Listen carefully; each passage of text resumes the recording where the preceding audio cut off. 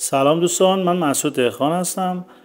خوش اومدین به این ویدیو. تو این ویدیو قراره بهتون آموزش بدم که چجوری شما بتونید این رنگسازی که حالا پایه بالا هست رو پایه یاسی و گلبه‌ای هستش رو ریموو کنیم و به یه رنگساز سرد روشن برسونیم. برای این کار لازمه که اول ما از تکنیک شامپو شیمیایی استفاده کنیم با پودر دکوروره سفید، اکسیدان 6% و شامپوی معمولی که ترکیب شامپو شیمیایی رو بهمون میده.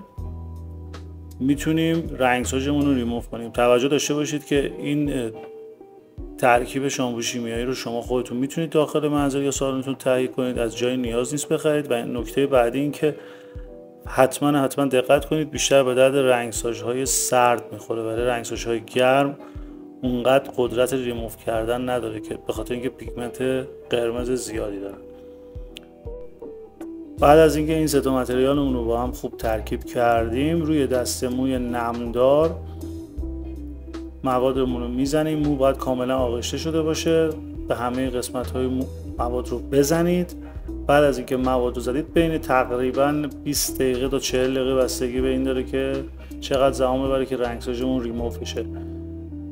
این زمان و مکس رو میدیم. تو این حین میتونید یه کوچولو ماساژش هم بدین که رنگساز کاملا پاک بشه. بعد از اینکه کامل مواد رو زدیم، 20 دقیقه تا 40 دقیقه بسته به رنگسازمون بهش زمان میدیم.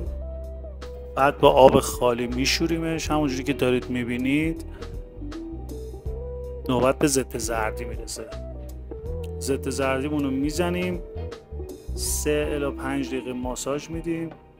بستگی به غلظت ضد زردیتون داره. هر چقدر غلظتش بیشتر باشه بهتر زردیتون رو از بین میبره. 3-4 دقیقه که ماساژش دادیم، دوباره باید با آب خالی بشوریمش و بریم برای رنگساز اصلیمون.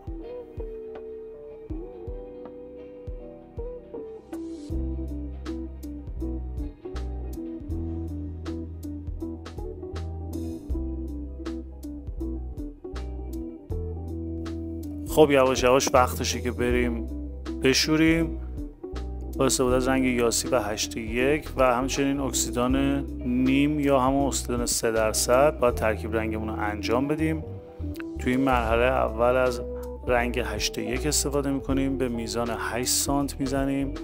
تو مرحله بعد از رنگ یاسی به میزان 3 سانت استفاده میکنیم و 1.5 برابر اکسیدان نیم یا همون 3%. حالا نکته‌ای که خیلی مهمه اینه که حتما قبل از هر چیزی شما دوتا رنگ رو با هم ترکیب کنید.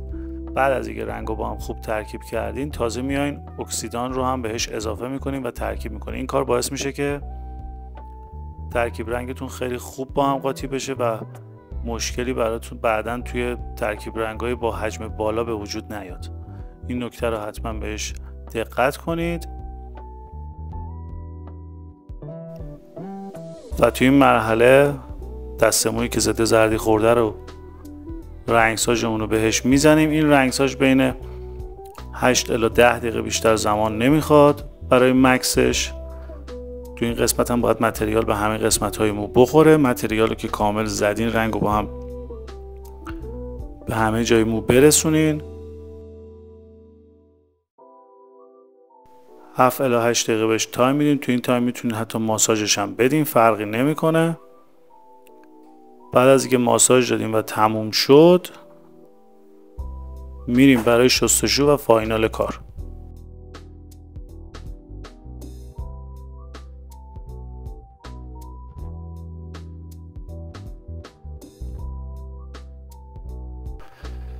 مکسمون دیگه تموم شده و در نهایت بعد شستشو با آب خالی میرسیم به این رنگ جذاب.